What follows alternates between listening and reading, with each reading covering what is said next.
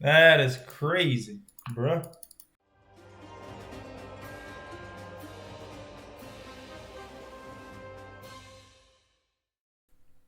So, we're going to play the King's Indian. We're going to play the King's Indian, which we've been kind of focused on throughout the speedrun because it's the opening that I play. I also think it's a very instructive opening. And I hopefully have done a halfway good job of explaining the sort of basic tenets of the King's Indian. Now, do you guys remember what the main move here is? This looks like a blunder of a pawn, but as I've explained previously, this actually is the main move. It does not blunder a pawn because there's a tactical reason behind it. The move is e5. Let's hope he doesn't take. I don't like playing against the exchange. And now I'm going to go for a structure that I have gone for before. I'm going to take on d4. And the way to understand this, as I've explained previously, right? White's got this space advantage. White's got this bind on my center. But I have the ability to immediately and frontally attack White's pawns. How? And I also have a secondary ability. And the secondary ability is to prepare a pawn breakthrough. So this is kind of like the Naroditsky bind. It's not literally the Naroditsky bind. It's kind of like the Naroditsky bind. Now, what pawn breakthrough can I prepare, and how can I prepare it? It's when you scour the board for breakthroughs, you should see the d5 is the idea that we want to prepare. But we can't go d5 immediately. That obviously blunders a pawn, so we just prepare it with c6. Yeah, that's all there is to it. This is the theory. Yep, so d5. He takes and goes c5. That's the theoretical line. Let's see if he knows it. He does. c5 is the move. And now we simply want to develop our knight. This is still theory as far as I remember. And now, after he castles, we want to increase the pressure on this knight. Right? We have our knight pressuring his knight. And we actually want to make him take our knight. I'll explain that after the game. And I'll explain the point of c5 as well. But how do we increase the pressure on his knight? How do we turn that volume dial up? Knight h5. Yeah, well, it's not crazy. Right? Knight h5 attacks the knight on d4. And where can this knight potentially go? Well, this knight can potentially go to f4, which is a really nice square, right? So you're killing two birds with one stone. And I like these positions. Knight b5 is, I think, the best move. So actually, let's go knight f4. I don't see a reason not to. And now we can continue increasing the pressure on the king's side. How? How can we continue increasing the king's side pressure? So we have our knight here. It's already sort of pressuring g2. And now we can try to go queen g5 and really turn the heat up on the king's side. I don't see a reason not to do that. And, you know, white is already in trouble, I think, because we're threatening checkmate. We're also threatening a potential check on h3. People should see that because the pawn is pinned to the king.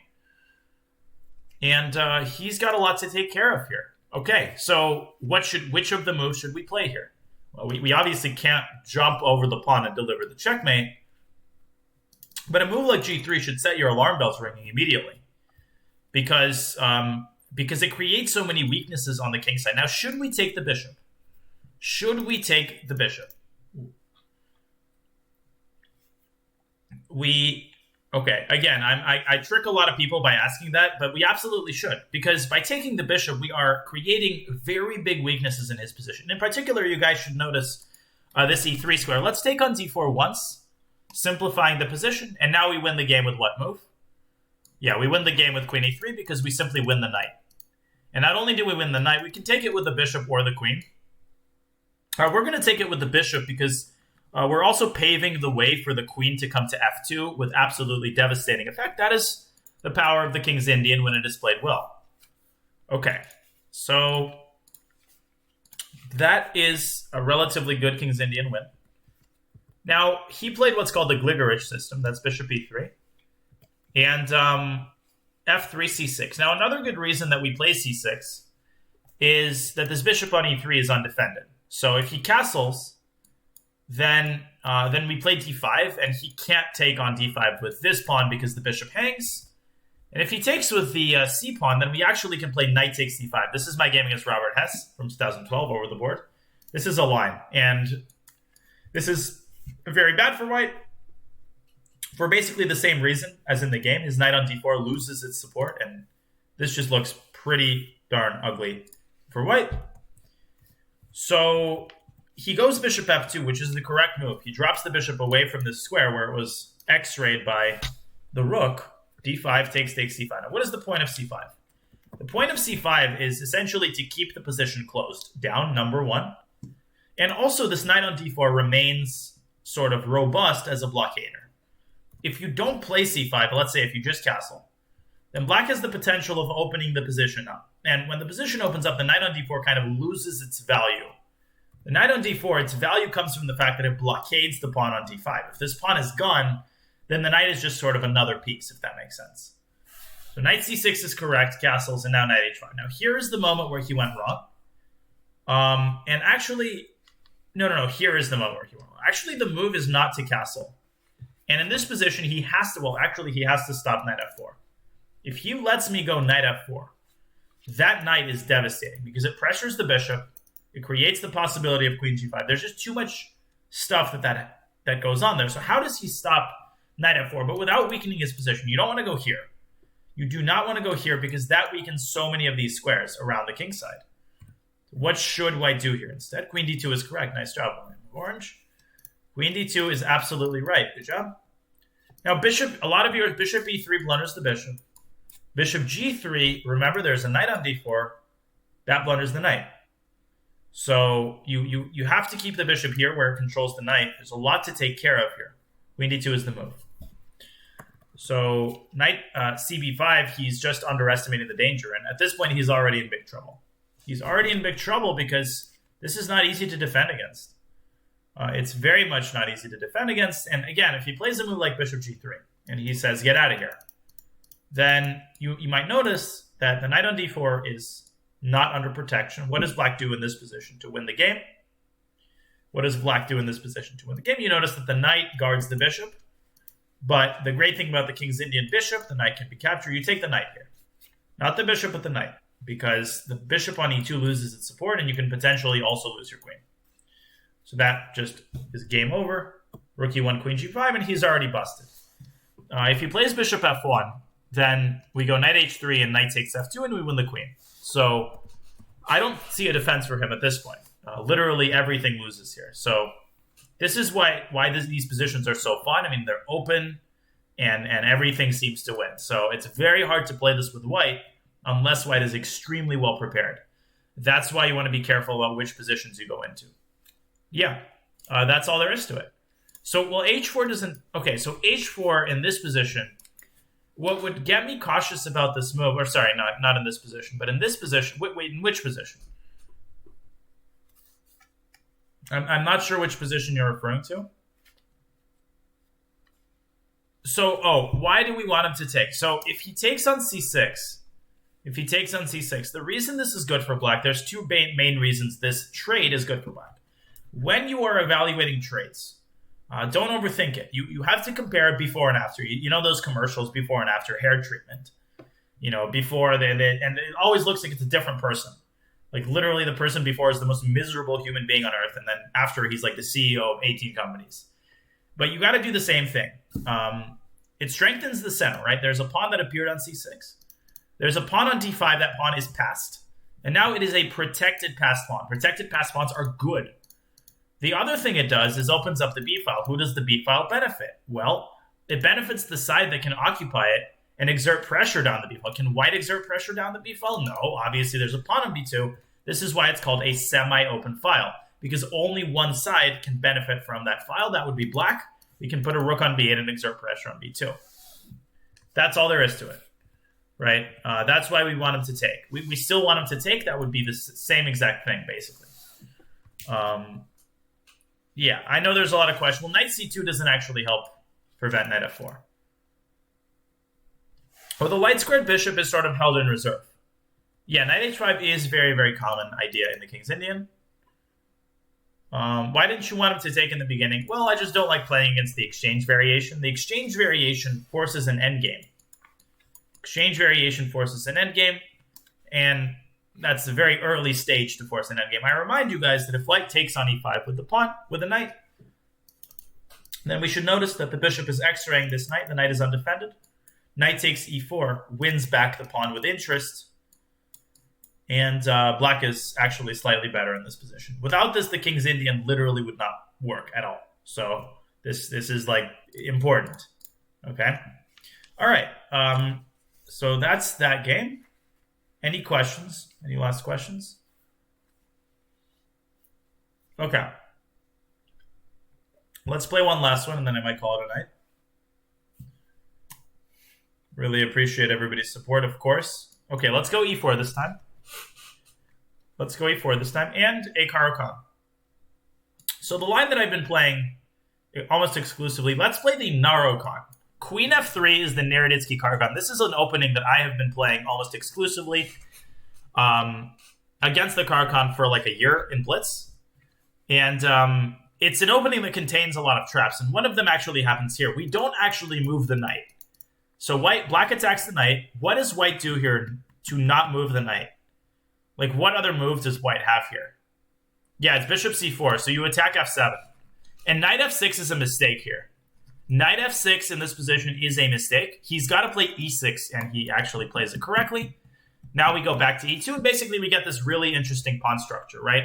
Where, okay, it's like this pawn structure occurs in other openings, but what we're basically going to try to do is we're going to shift this queen. Why are we going to shift this queen? Because we need to develop the knight.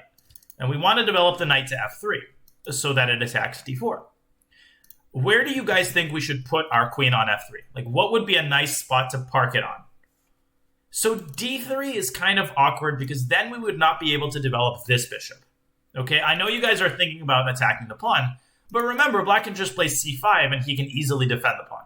In fact, he does exactly that. So in fact, I'm actually going to play the move d3 first. Yeah, queen g3. Queen g3 is where we want to park our queen so that it exerts pressure on the pawn. The bishop on f8 cannot move.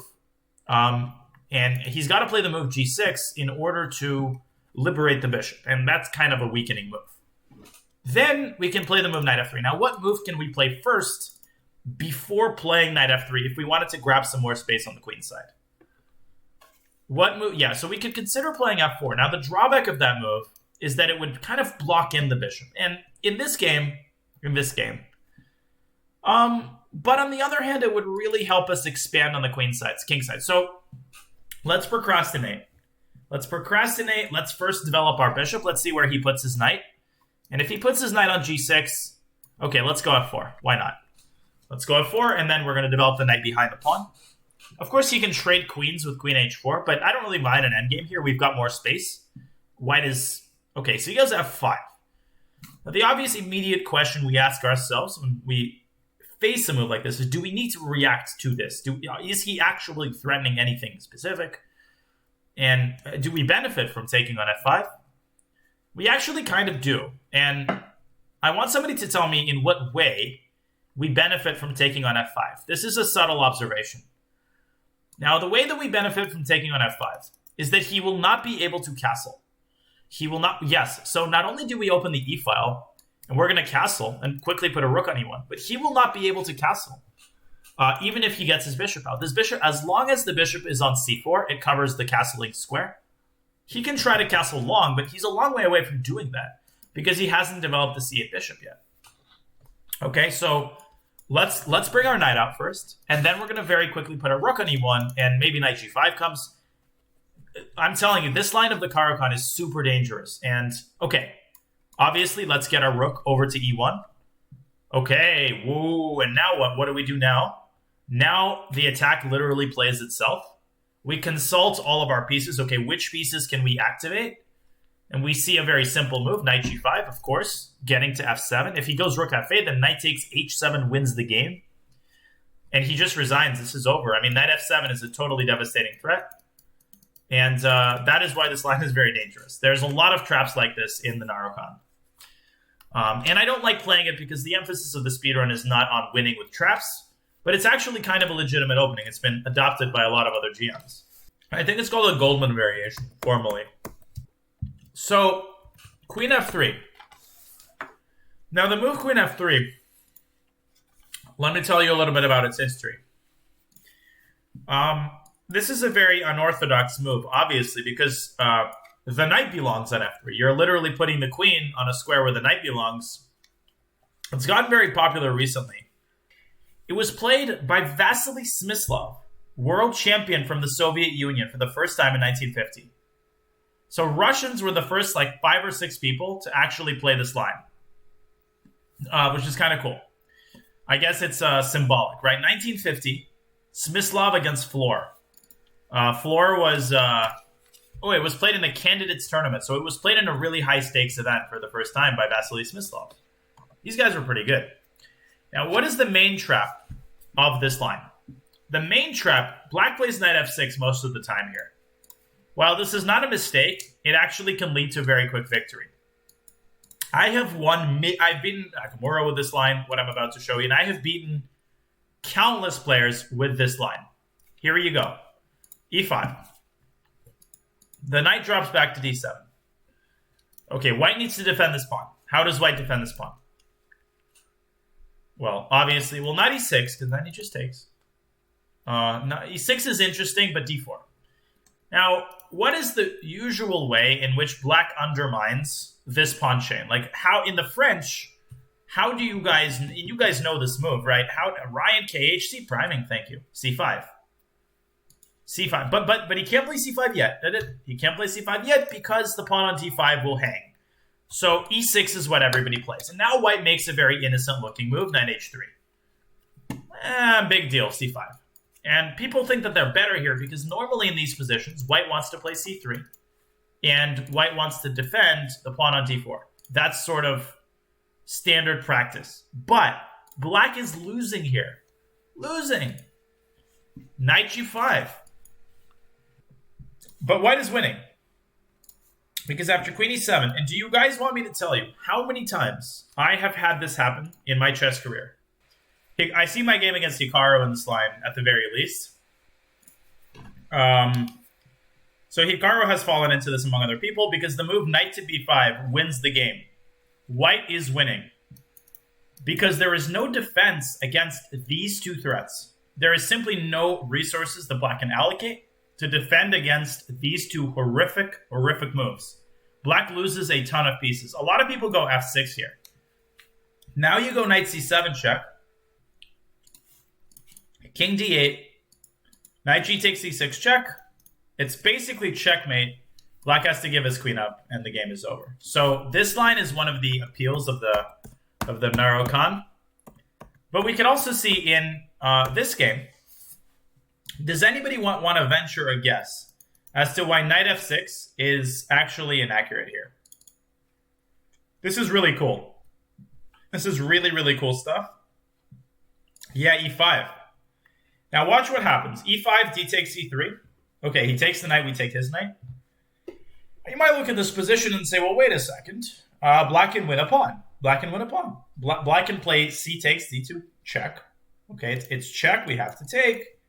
And now black can play e takes f6. But look at the development that white has. And white combines this development with castling, and all of a sudden, black is in huge trouble. He's completely undeveloped. His queen is under attack. His king is uncastled. The bishop on c4 has ideas of sacrificing itself on f7. This is incredibly hard to play for black. Black is already worse. I had this happen in a Pro Chess League game. I botched it, but I was basically winning right out of the opening. And this stuff is really dangerous. So his move e6 is actually correct. But my opponent went really wrong. I think at this point, after he goes knight g6, I think I would go g6. I think not developing this bishop for a very long period of time is not a good idea. You have to take care of that bishop. And then you have to castle quickly. Because the way that this happened, when I played f4, and still, bishop e7 here, I would castle as quickly as possible. The move f5 is a very serious misjudgment. And I think I've explained sufficiently why this is a misjudgment. The main reason is that even if black were to now develop his bishop, it's too late. He cannot castle. Literally, it's illegal. And the time that it takes to tuck the king away on the queen side, that just doesn't come fast enough. Okay, because I'm going to put my rook on e1, and I'm going to already be threatening a discovered check that's totally devastating. So this king on e8 is kind of caught in the crossfire, if that makes sense. So that, I mean, you can see how quickly the attack proceeds, and he resigns here. Because the threat of knight f7 is absolutely devastating. And if black defends against it by putting a rook on f8, what move does white play here? I said this during the game, but who can remind me of the move? I mean, at like a 1700 level, you can absolutely, ooh, boom, boom. There's no way to sustain everything. Okay, well, but I'm explaining that, William. He resigned because he has no way to defend against knight f7. That's literally why he resigned. I'm not sure how else I could sort of explain it. If you have a specific proposed move, I'm happy to analyze it. You know what I'm saying? But otherwise, it's the fact that this threat is totally devastating. And there is no other defense. Well, knight e6 doesn't win the queen, right? Knight e6, bishop takes c6. So the specific threat here is specifically knight f7. Okay, king d7, I suppose might be the best move, but now I can send you back with a check. And if you go to this side of the board, then you walk right into the x-ray of the rook. This is going to be devastating. Thank you, Flatdog, 522. So this is crushing. Well, that's what I'm explaining, right? Bishop e6 here is crushing.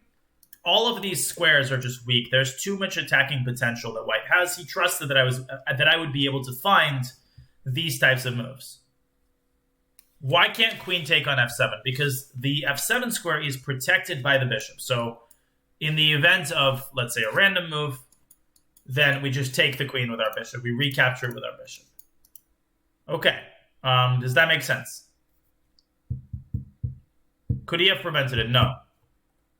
Literally, he is losing at this point. I think that his last chance to do something, maybe at this position, he could have probably gone, I don't know, king f8 maybe. But still, knight g5 is really, really devastating because this threat is horrible. So, yeah, black has to castle ASAP. It really doesn't matter which rook we use. I just think this creates a more elegant effect. Well, rook f8, we take on d4. Again, there's too many avenues of threats here. You guys are defending against one and allowing another. So, yeah, maybe queen e7. I don't want to get too detailed here, but the bottom line is clearly white's got the big initiative. Clearly white's got the big initiative, and it's incredibly hard to defend against this stuff, if that makes sense. All right, I guess we can do one more. Okay. Mathilde. Oh, we're playing the same guy. Okay, let's play a Sicilian. Let's go back to an accelerated dragon, which... Oh my god, Proper 25 after everything that happened this morning. Wow, thank you, Proper. 25. Holy smokes. Oh, distracting me from the game. I see what you're doing now. Damn, girl. Now, what do we take the bishop with here? And we actually have had a game like this before. Which way do we take the bishop? So actually most people think b takes, but we actually take with the d pawn, as I've explained previously. And there are several reasons for this. It's complicated, but first of all, we're opening the bishop, and that's a pretty important thing. Also, we're sort of increasing our control over the d file. Oh, thank you, Profer. You are very sweet. And in order to increase our control over the d4 square specifically, the move that we play here is e5, which is a move that confused a lot of people the last time we played it, because it seems to block in the bishop, and I totally get that. But I'll sort of put this into context after the game. Remember the expression, bad bishops defend good pawns. That is a very important expression, and that expression helps us understand why this move is justified. So let's go a5. Let's stop him from expanding on the queen side. Now we want to develop this knight to e7. We don't want to put it on f6 because that would just blunder the pawn. Okay, so I'm going to do the same thing I did in the previous game. We go queen to c7 to defend the pawn on e5. And there's a certain Kingsindian-y component to this game in that what is black's main idea here? What is one of black's main ideas here? How are we going to attack the king side? Okay, b4 is actually a really, really strong move. Yeah, so we want to play f5, but I actually forgot about this idea he just... well, actually, is it, though? Okay, so there's some interesting stuff that happens. So he breaks through with a5. That's a pretty interesting idea. I'm not sure how good it is. I think it's actually really, really good. Let me think. Yeah, so the thing is, if we attack the knight, if we go b5, then he goes knight to b6, attacks the rook, and then he wins c5. So let's actually take the pawn. Let's take the pawn. And black is probably worse here, but it's not clear. So now white is like not threatening anything horrible. Like white has all of these little mini threats. It would be too early to play f5 because our rooks are not connected and our bishop is not developed. So let's develop our bishop and let's see how he plays this. But basically, we want to prioritize completing our development here because our position is kind of flimsy, if that makes sense. And so we need to complete the development as much as possible. Thanks again, Proffer. Thanks, Travman. You are absolute beasts. It's called the Rosolimo. Yeah, so we're currently up a pawn. He can play bishop d6 and win the pawn back. But it's, it's not clear who benefits from that because we also have a passed pawn on a5 and stuff. So it's a very, very complex position. Lots to take into account here. Let's see how he decides to play this. Thank you, MQs. Well, I'm getting a lot of Christmas presents here early.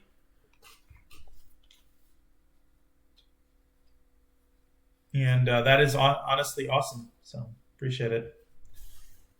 Well, bishop b6, we go queen b7. So we're not trying to cling to our extra pawn here. Thank you, Chris GSY, for the prime. We're not trying to cling to our extra pawn. What we're trying to do is give away the pawn with interest. That is a thing that I want people to understand. When you are up a pawn, one of the benefits of being up a pawn is that you can give it back with interest. You can give it back at the right moment, and you can give it back and gain something in return, if that makes sense. And this is what we're essentially trying to do here. So I would definitely prefer bishop d6 and bishop takes c5 here. He's burning a lot of clock trying to find the best way to do this, and I think he's failed to do that because he is attacking our rook. Where should we put our rook?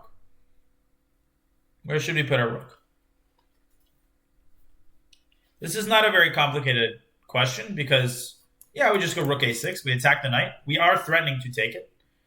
Radio Math, thank you for the 2 months. Appreciate it. Okay, so he's done something really weird here, right? He just drops his knight to a4. He doesn't recapture the pawn. Now we can go about improving our position. So what I don't like about this position is this pin. This pin is annoying me because the knight can't move. Let's get the rook out of the pin. Let's also put it on a file where it x-rays the queen. Okay, now let's just go h6, create some loft for the king, and also cover the g5 square. Okay. So now we need to find a way to basically push his pieces away from... no problem, EK Warrior. No problem at all. Yeah, so like I maybe... This is actually not so easy. I see what he's trying to do here. f5 is... See, I'll explain this after the game. f5, our position is way too fragile to allow for something like f5. And I'll sort of flesh that out after the game. Let's go king h7 here, okay? Let's preemptively defend the h6 pawn, so that if he plays bishop e3, which he does, he's not attacking the pawn, and we actually have a tempo here to do what we want to do. Now, what white is threatening here is to go knight c5. We move our rook away, and he cripples our pawn structure with knight takes c6. How can we preempt that? Yeah, we can consider... Actually, I really like queen c8 for several reasons. Part of it is that I support the bishop on e6, and another part of it is that you can definitely consider a sack on h3, although... You know, when we do sack on h3, we will only have a queen in the attack. And that's a danger zone kind of thing. Okay, so he takes, we take. Okay, bishop b6. Okay, rook db8 maybe. Okay, he wants to take this way. But then his bishop becomes kind of trapped. So, okay, if we take on b6, by the way, he takes our rook. So we have to take. Okay. So let's try to trap his bishop here. And in order to trap his bishop, we need to make sure that the pawn on b4 is safely protected. How can we safely protect that pawn? Yeah, we can go c5. We also, incidentally, create the threat of knight c6. Okay, so he finds a really, really good move. Okay, let's go queen to a6. Let's swing the queen around. Let's first swing the queen around, and then we'll go knight c6. He potentially can tuck his bishop away like this, but let's see if he does that. Yeah, this is where these people have actually become incredibly good. Yeah, he finds a way to get out of this. Now he's attacking the pawn. Now he's attacking the pawn. We need to defend it. Let's defend it with our queen. And then we can try to centralize our knight with knight to d4. Let's see if he allows us to do that, perhaps. Okay. Well, glad you have. So knight c4 doesn't actually work. How do we prepare knight c4? But he wants this. No, let's go rook a8. Let's occupy the file. Let's occupy the file. Let's not let him go rook a1. Okay. b3. Or see, so we could play b3, but then he goes rook b1. And then he attacks the pawn, which is not a pleasant outcome. So let's ignore this. Let's ignore this. And let's try to double on the a file. Let's try to double on the a file. I'm gonna have to play a little bit faster, guys, because I'm very low on time. So let's play a little bit faster. But what I'm trying to do here is jockeying for position. Oh, I'm blended the pawn. No, this guy is like an absolute beast. This guy is an absolute monster. He's playing like one here. I'm basically trying to jockey for position on the queen side. I've actually blundered a pawn here. He's refuted that flawlessly. And this is getting very complicated. Okay, so that's another super annoying move. Yeah, honestly, he's completely outplayed me here. So I'm just losing in this position. Well, not losing, but now I'm going to try to get my knight to e6. And I'm going to try to get that knight around to f4 ultimately. No, these guys are like insane, honestly. Okay, I'm going to have to play f6 to defend the pawn on e5. Yeah, I need to be focusing a little bit, but I mean, I'm still winning most games pretty handily, but sometimes these guys are like incredible. Sometimes these guys are like absolutely incredibly strong at like 2300. I'm not expecting them to be weak, but you know, I actually kind of have forgotten how good these people are. So knight f6 is a really good move here, for example. The problem is he's just too slow. He's taking like 5 seconds per move here, but he's finding absolute best moves like every move. He's just going to probably, I hope, not make it here. So we're going to get the knight to c1 and attack this pawn. Rook b, oh my god, he might mate me there. I think he might have had mate, actually.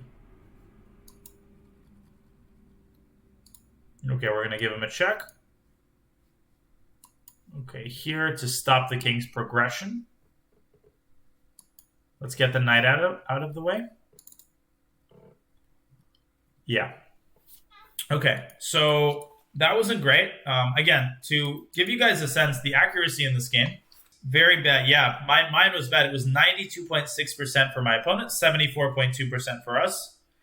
So not one of my best games. But, you know, really good play by my opponent, honestly.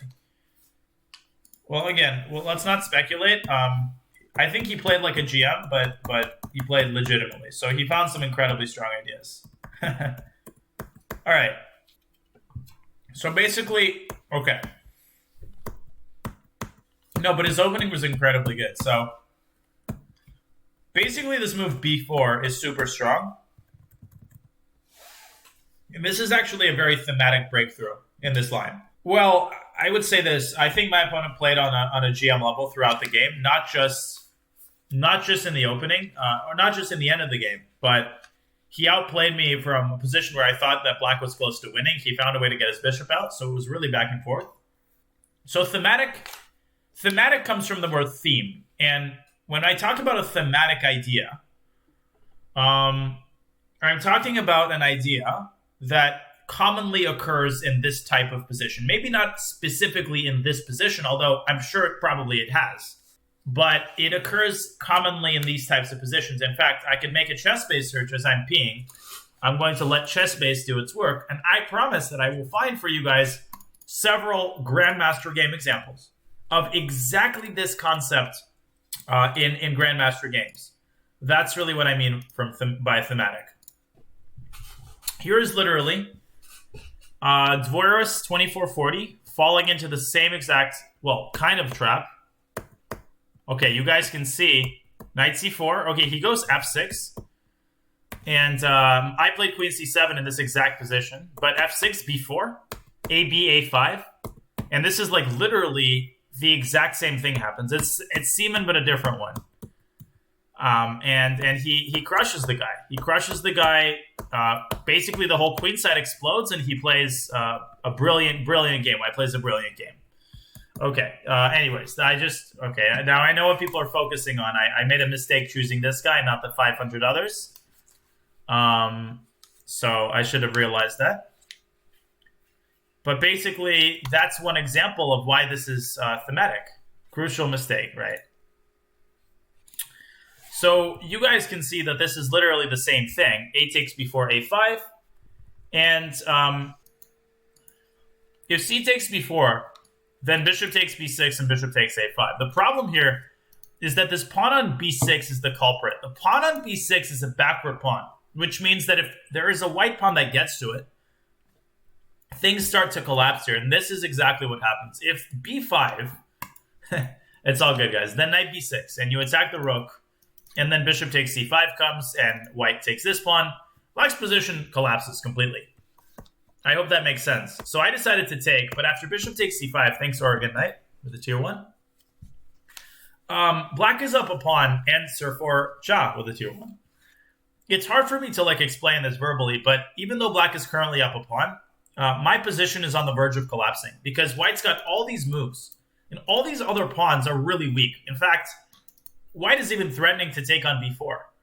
And you can't take back because the rook on a8 is hanging. So a lot of people were suggesting f5, but this is like starting another fire. There's already so many fires burning, and you're starting another fire in the center of the board. Black will not be able to sustain this move. Thank you, the Dead Rooster, for the tier 1, if that makes sense. So for example, bishop takes b4 is good here, or bishop d6 and bishop takes e5, rooting out the bishop. And I do a position search, basically. And so this position is super concerning. That's why I got my bishop out. And now my opponent played really weirdly. Knight b6 is super weird. I think bishop d6 is probably the most sensible. And then just taking on e5. I'm not sure what white is better here, but but white restores material equality, and now the bishop is not going to be good. So, so that would have been good. But my opponent played this, which, I guess it made sense in the end. And it's interesting, but it keeps me with an extra pawn. Now I go rook d8, he goes rook e1. And now I missed a super 5-head maneuver, which I actually saw, but I thought that I wasn't in a hurry, and I should have been.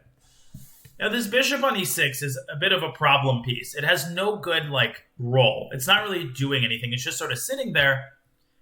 And we could have actually employed it. We could have actually led it to a square where it's doing something, but it involves a really, really nice maneuver. Could somebody spot it? Seeing this is no easy task. Really. Bishop c4 is right. Bishop c4, bishop b5. And then the bishop is putting pressure on the knight. And the reason that matters is because if the knight ever moves, then a4 becomes a possibility, pushing that passed pawn. So this idea I saw, but I decided to play h6 first, just improving the position. Unfortunately, he goes queen c1. And now bishop c4 is no longer possible because there's no more pin. Okay. And now he starts outplaying me. Bishop e3 is super good, vacating that square for the knight. So we drop the queen back in order to defend the bishop. But now he takes and goes bishop b6. And amazingly, after rook d8, rook a5, I thought I was trapping his bishop, but this knight d2 move is super annoying. This knight d2 move is super annoying. It gets his knight to c4, and the knight will support the bishop. And I didn't see a good way to trap the bishop. I didn't see a good way to trap the bishop. Absolutely, man. Awesome. So basically, I didn't see a good way to trap the bishop because the bishop has this square.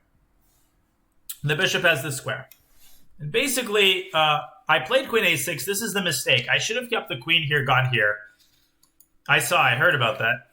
And it's very important to be flexible. I didn't practice what I preached. And what I preached is that you have to be very flexible in the way that you think about certain things. So, for example, okay, you've come to terms with the fact that you can't trap the bishop, right? The bishop is not going to get trapped because it has this hiding square. So, okay, that's not a problem. Let's go knight d4. Let's improve the position of the knight and maybe break through with b3. So instead, I stubbornly tried to pursue the bishop, and my opponent got it to d6. Now the bishop is perfectly safe. And guess what? Now he gets his queen to b2, and he goes c3. He starts breaking through, and my position starts to collapse. So I accidentally blundered this pawn on top of that. And, okay, guys, but maybe we can discuss the game for now. So don't go chasing waterfalls, exactly. I'll play that song afterward. Now I'm down a pawn, and my opponent played this perfectly. I mean, the endgame was really bad for me. He outplayed me further.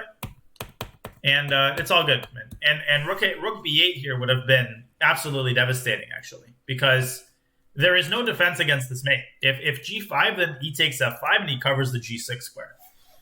So really my big mistake, I think it's somewhere in the opening I went wrong, but then not going bishop c4, and then not being flexible, being very stubborn, trying to pursue this bishop, and letting my opponent, basically gain the upper hand over me, rather than just saying, okay, I'm not going to trap the bishop.